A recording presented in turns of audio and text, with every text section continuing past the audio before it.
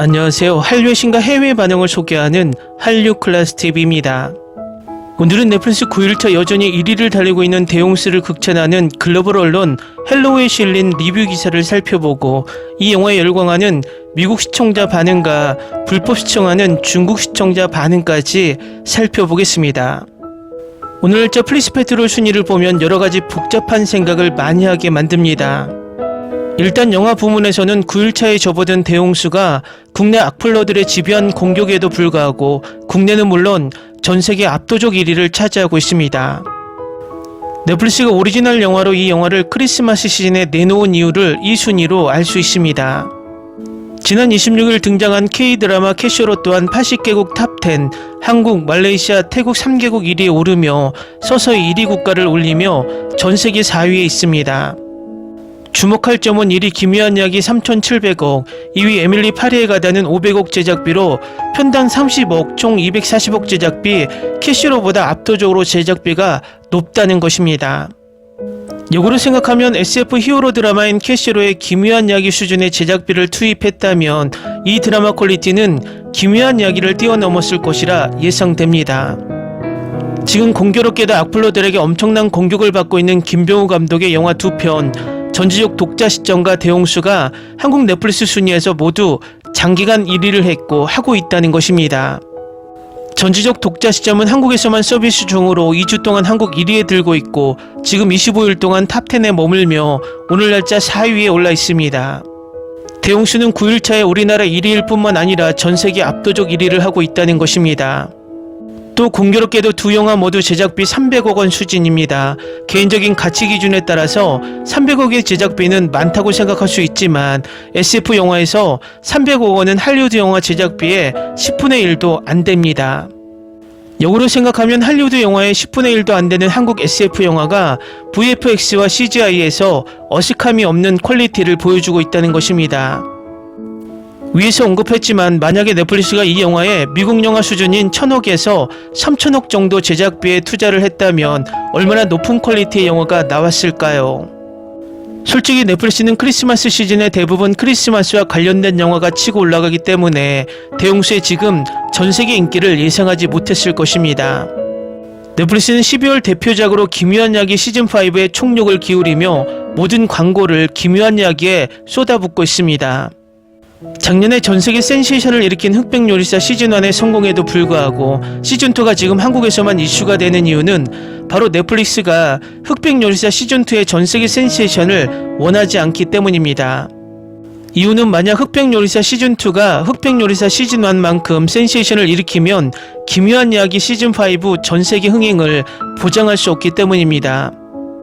3,700억 제작비를 투자해서 한국 버라이어티 쇼에 밀리기라도 하면 내부적으로 실패한 드라마가 되고 엄청난 질타를 받게 되기 때문입니다. 피지컬백 또한 넷플릭스의 같은 오리지널 버라이어티 쇼이지만 막대한 제작비로 미국이 제작한 오징어 게임 더 챌린지의 흥행에 방해될까봐 피지컬백 시즌2의 홍보를 전혀 하지 않았습니다. 결과적으로 넷플릭스가 아무리 글로벌 OTT이지만 팔은 안으로 굽는다고 K-콘텐츠로 벌어들인 수익을 다시 K-콘텐츠에 투자하는 것이 아니라 미국 콘텐츠와 다른 나라 콘텐츠 개발에 쓴다는 것입니다. 결국 K-콘텐츠는 저비용 고유를 낳는 황금알을 낳는 거위 역할만 계속하게 만들고 싶다는 것입니다. 이 말은 제주는 K-콘텐츠가 부리고 돈은 넷플릭스가 버는 구조를 지속하고 싶다는 것입니다. 이것은 미국 기업의 생태계이기 때문에 그것을 우리가 더 이상 왈가왈부할 필요는 없습니다. 절이 싫으면 중이 떠날 수밖에 없다는 것입니다. 결국 우리는 국산 글로벌 OTT가 필요하다는 말을 할 수밖에 없습니다. 우리가 만든 콘텐츠를 우리의 글로벌 OTT로 서비스하는 것이 궁극적으로 가장 좋은 우리의 생태계인 것입니다.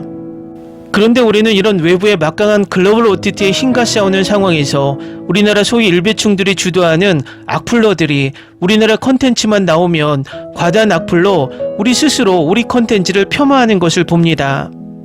대부분 이 영화를 가지고 악플을 쏟아내는 공간이 일베나 팬코라는 것입니다. 그곳에서 조롱하고 그들이 유튜버로 퍼져나와 이 영화의 영상마다 악플을 배설하고 있다는 것입니다. 한동안 유튜브에서는 일배충들에게 열렬히 시청되며 구독자를 쌓아준 사이버 레카들에 의해 시끄러웠습니다. 그리고 그들의 민낯이 벗겨지고 이제는 그 사이버 레카에 붙었던 일배충들이 혐오 영상에 붙기 시작합니다. 중국 혐오, 태국 혐오, 인도 혐오, 인도네시아 혐오, 베트남 혐오 등 엄청난 혐오 영상에 열광을 합니다. 급기야 이 혐오가 우리 영화 드라마로 확대되고 있다는 것입니다. 저는 5년 전부터 오징어 게임, 지금 우리 학교는 스위트홈 등 넷플릭스 K 콘텐츠들의 해외 반응을 소개해 왔지만 전 세계에 엄청난 인기를 얻었던 이 작품들을 일배충들이 얼마나 망작이라 혐오를 했는지 직접 경험했습니다. 사람들이 착각하는 것이 혐오와 비평 또는 비판을 구분하지 못한다는 것입니다. 물론 마음에 들지 않는 작품을 비판하거나 비평할 수 있습니다. 하지만 치욕적인 언어까지 동원하며 작품을 그야말로 혐오하는 것은 비평이 아닙니다. 저는 어제 올라온 130만 유튜버가 올린 이 영상을 보고 우리 사회가 참 심각하다고 생각이 들었습니다. 일배충들이 쓴 악플을 읽으며 이 영화를 조롱을 넘어 혐오를 하고 있다는 것입니다. 결과적으로 이 유튜버 또한 이 혐오충들의 조회수를 얻기 위해서 이 작품을 시종일관 조롱하고 있다는 것입니다. 저는 그들에게 미국 언론이 올린 이 기사를 소개하고 싶습니다. 이 매체는 그들만 못해서 이 영화를 이렇게 평가하고 있을까요? 일단 기사부터 살펴보겠습니다. 넷플릭스의 인기 디스토피아 드라마를 놓치지 마세요. 시청자들의 관심을 사로잡고 있습니다. 대용수는 단순한 생존 스릴러가 아니라 어린 아들을 향한 어머니의 사랑에 초점을 맞춘 감동적인 가족 드라마입니다. 반전이 가득한 긴장감 넘치는 디스토피아 드라마를 찾고 계신가요? 넷플릭스의 최신 한국 영화 대용수는 현재 차트를 강타하고 있으며 시청자들을 처음부터 끝까지 사로잡을 것을 약속합니다. 가까운 미래의 서울을 배경으로 싱글맘 안나와 아들 자연이 서로 떨어지면서 닥칠 쓰나미의 위협을 그립니다. 안나는 도우려는 신비로운 남자를 만났지만 그의 동기가 결코 이타적이지 않다는 사실을 전혀 모릅니다.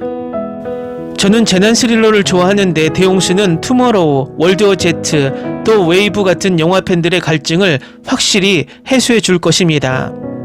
수상 경력에 빛나는 김병우가 연출한 이 영화는 오징어 게임의 박혜수와 김다미가 출연하며 현재 스트리머에서 전 세계에서 가장 많이 본 영화로 꼽히고 있습니다. 김병우는 더 테러 라이브에서 볼 수 있듯이 고차원 스릴러를 좁고 답답한 배경에 뿌리내리는 것으로 알려져 있으며 대용수도 대규모 배경보다는 한 건물의 긴장감을 집중시키는 같은 접근법을 따릅니다. 시청자들은 대용수에 대해 뭐라고 말하고 있을까요? 넷플릭스에 따르면 이 영화는 2790만 뷰 이상을 기록했으며 시청자들은 X에 자신의 생각을 공유하고 있습니다. 확실히 10점 만점에 10점입니다 라고 한 시청자가 썼습니다. 어떤 사람들은 이해하지 못하지만 대용수는 사실 정말 훌륭해요. 이 영화는 논리적으로 보는 것이 아니라 감정적으로 보는 영화입니다. 만약 당신이 그것을 느끼게 내버려 두면 그것은 당신 마음 깊은 곳까지 닿을 거고 그때서야 이야기가 이해되기 시작합니다. 한편 또 다른 이는 이렇게 썼습니다. 대용수는 단순한 자연재해에 관한 영화를 넘어 한 어머니가 아이와 다시 연결되기 위해 끊임없이 노력하는 모습을 그려내며 성공할 때까지 멈추지 않습니다. 세 번째 사람은 평범한 재난 영화를 기대한다면 이 영화는 아닙니다. 대용수는 강한 SF 요소가 가미된 재난 영화이지만 그 핵심은 엄마가 되는 것과 아들을 보호하고 함께하기 위해 얼마나 나서야 하는지에 관한 이야기입니다. 대용수는 무엇에 관한 이야기일까요? 이 영화는 서울을 위협하는 거대한 쓰나미를 배경으로 합니다. 공식 시놉시스는 다음과 같이 적혀 있습니다. 하지만 연구원이자 싱글맘인 안나는 어린 아들 자인만을 생각하고 있습니다. 혼란 속에서 안나는 3층 아파트 창문을 통해 물이 쏟아져 들어오자 갈 곳이 단 한 곳뿐임을 빠르게 깨닫습니다. 바로 위로. 안나는 당황한 이웃들을 지나치고 약탈자들을 막아내고 그 외에도 아들과 떨어지게 됩니다. 무뚝뚝하고 신비로운 희조에게 구출되자 두 사람은 그녀의 아들을 찾기 위해 떠납니다. 하지만 안나는 곧 희조가 도움을 제안하는 동기가 겉보기만큼 이타적이지 않을 수 있음을 깨닫고 세 사람의 운명이 그녀 손에 달려있을지도 모른다는 것을 깨닫습니다. 인터뷰에서 영화감독 김병우는 이 프로젝트의 의미를 밝혔습니다. 영화에는 인간은 감정을 만들어야 합니다라는 대사가 나오는데 감정의 인간관계를 형성하는 것입니다라고 그는 말합니다. 내 생각에 인간이 가진 가장 강한 감정 중 하나는 부모와 자식 사이의 유대감입니다. 나는 어디에서든 모성 본능이라는 단어를 언급한 적이 없지만 어떤 사람들은 그것을 모성에 관한 영화로 해석할 수도 있습니다. 하지만 그건 영화를 평면화할 것입니다. 그는 이어서 궁극적으로 이 이야기는 인간의 마음에 관한 것이며 어머니와 아이의 관계가 가장 잘 표현될 수 있는 부분입니다라고 덧붙였습니다. 다음은 대홍수를 불법 시청하며 열광하는 중국 반응입니다. 한국 재난영화들은 항상 인간 본성을 담을 때 재난영화의 껍데기를 쓰고 생존자 캠프는 흰눈의 늑대, 처녀 아이, 이기적인 중년 삼촌 같은 가면 쓴 NPC를 항상 새롭게 등장시킵니다. 이번에도 예외는 아니며 다음에는 특수효과와 줄거리에 더 집중하고 싶습니다. 영화에서는 인류가 모두 멸종한 상태이고 남은 것은 인간의 몸과 훈련된 감정 체계뿐이다. 이 재난 영화는 꼭 극장에서 봐야 합니다. 처음 3분의 1은 SF 영화에서 짜증나고 마지막 3분의 2는 깊이 감동받는다. 영화를 30분보다 중단한 인기 댓글을 봤지만 아쉽게도 더오바는 영화를 끝까지 본 댓글에 대해 관심이 없습니다. 진짜 장편 영화 본질을 기다릴 수 없었던 것이 아쉽습니다. 거대한 재난과 홍수는 감정을 상징하며 AI가 감정을 가질 때 새로운 인간이 됩니다. 즉 인간은 인생의 마지막 순간에 AI가 어떻게 사랑을 가질 수 있는지에 대해 고민하고 있습니다. 그래야 지구로 돌아가 미래의 물세계를 지배할 수 있기 때문입니다. 저는 오랜만에 괜찮은 재난영화를 봤어요. 그냥 평범한 재난영화인 줄 알았어요. 홍수가 쏟아지는 아파트죠. 이건 정말 판타지 장면이에요. 이 영화는 저에게 꿈을 줬지만 저는 여전히 시나리오 작가의 능력을 과소평가했고 여기서 AI 인공 감정을 발견했어요. 아들은 분명히 인공인간이었고 그 다음에는 파괴해야 할 인간이었으며 홍수가 발생한 날은 무한한 순환이었고 정말 끝없는 배경이었어요. 마지막으로 여주인공 영화 마녀를 봤을 때 이 영화에서 어머니를 연기할 거라고는 예상하지 못했고 큰 위화감은 느끼지 못했습니다. 눈물은 결코 멈추지 않았다. 꽤 창의적이네요. 많은 사람들이 처음 30분만 보고 급히 별점을 주는 것을 봤습니다. 사려 깊은 분들은 댓글을 달기 전에 모두 보시길 권합니다. 보고 나서 질문을 생각해 보세요.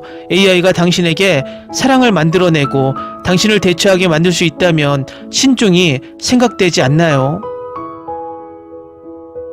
흥미로운 영화입니다. 처음에는 재난영화라고 생각했고 중반부가 공상과학영화가 되었고 다음에는 재탄생 영화가 되었고 마침내 매트릭스로 이어졌습니다.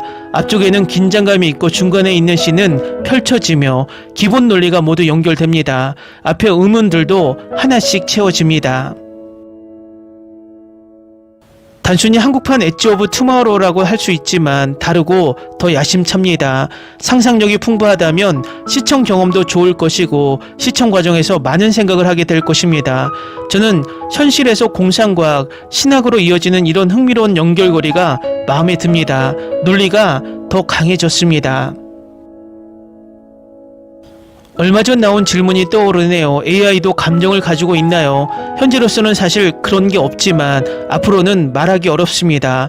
인간은 항상 고집스럽게 무엇이 감정이고 무엇이 어머니이며 무엇이 사람인지 묻습니다. 인간의 코드는 실제로 어떤 것일까요? 이 영화에는 모든 게 다 있다. 무조건 보자. 특수효과가 너무 사실적이고 매우 디테일해 보이며 계단에서 거대한 파도가 찡찡이 밀려오는 장면이 정말 흥미롭습니다. 공상과학적 배경대에는 인간 본성의 통찰이 있다.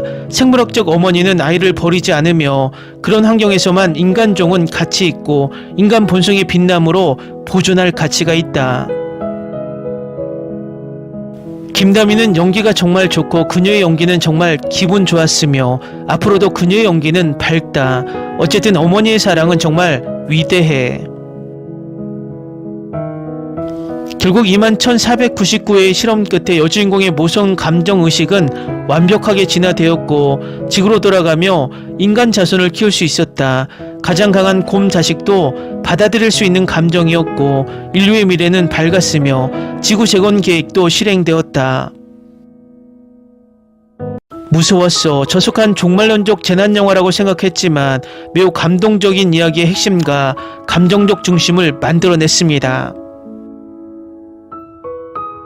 사실 중후반에 이르러 이해가 되면서 이야기는 훨씬 더 흥미로워지지만 우주선이 우주를 떠나고 이야기는 마침내 지구로 향해 주류에 들어가지 못한 이 재난영화가 공상과학 영화로 간주될 수 있습니다. 빨리 마녀3를 촬영하세요.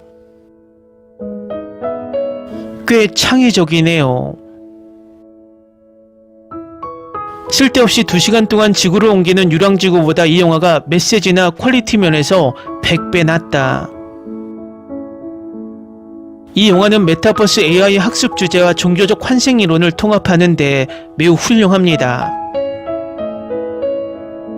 전체 페이지에 있는 별 1점 부정 리뷰는 모두 의도적인 댓글, 감정적 표현, 논리적 사고 부족입니다. 이 작품은 예술적 요소가 매우 높아 한국 SF 영화의 이정표라고 할 수 있으며 SF 장르를 좋아하는 분들은 놓치지 말아야 합니다. 볼 가치가 있습니다. 다음은 이 영화를 시청한 미국 영어권 시청자 반응입니다. 사람들은 홍수 영화일 거라 기대했고 SF 영화라 크게 실망했던 것 같아요. 제 생각엔 그것도 별로 좋지 않았어요. 그래서 시청률이 형편없는 거죠. 제목만 적절하게 바뀌었다면 사람들이 그렇게 나쁘게 평가하지 않았을 거예요.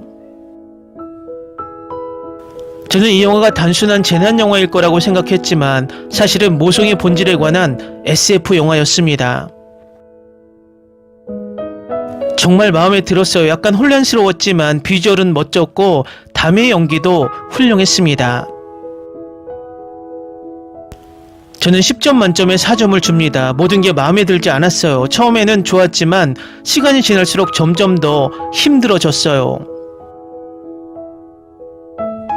흥미롭네요. 저는 당신의 리뷰와 정반대입니다. 처음에는 싫었고 영화가 진행될수록 계속 좋아하고 있어요.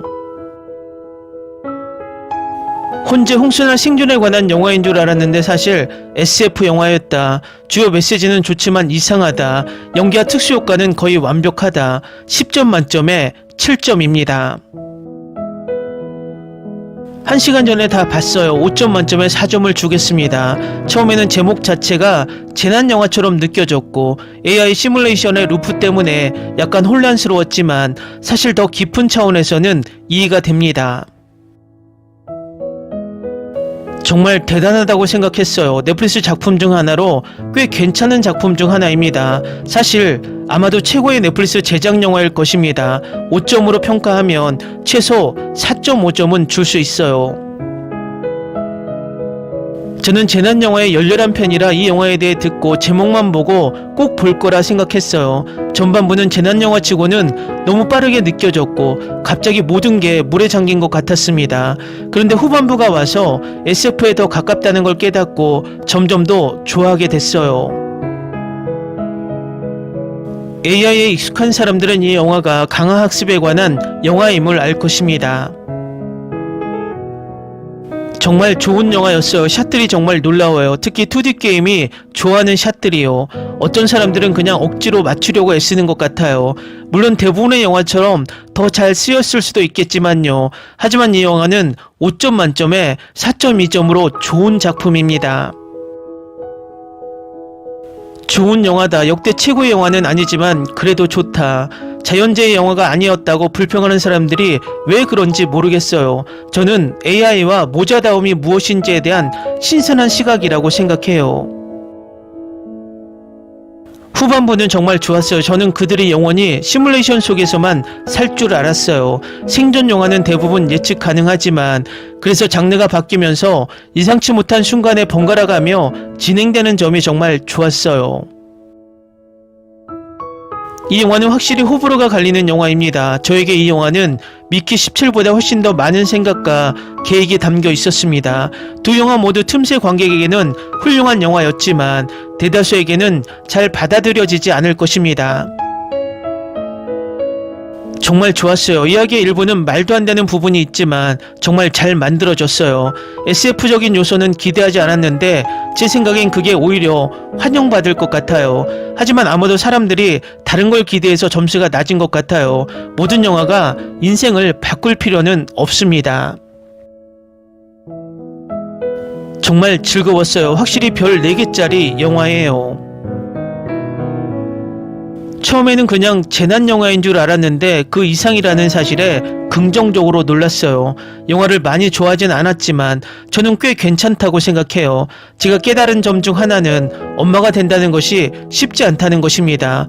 모든 사람에게 맞는 것은 아닙니다. 이 영화는 정말 멋졌어요. 5점 만점에 5점입니다.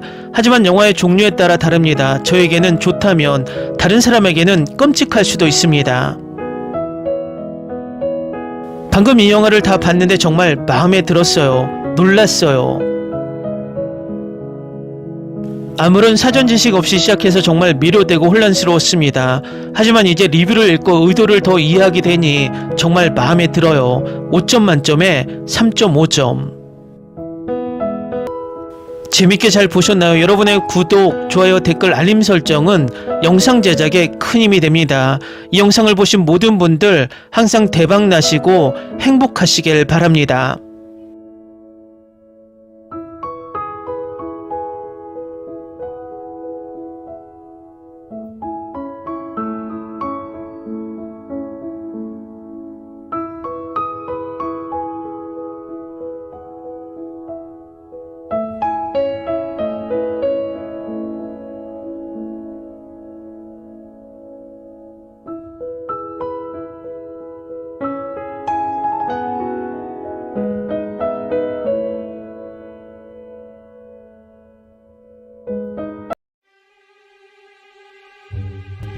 Ni se te ocurra.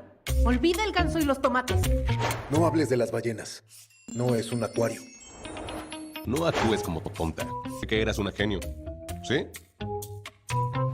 No vayas a presumir, a la gente no le gusta eso. Y no digas cosas sin sentido. Y bueno, ¿terminamos? Hasta pronto. Abogada, tengo mucha curiosidad por conocerla.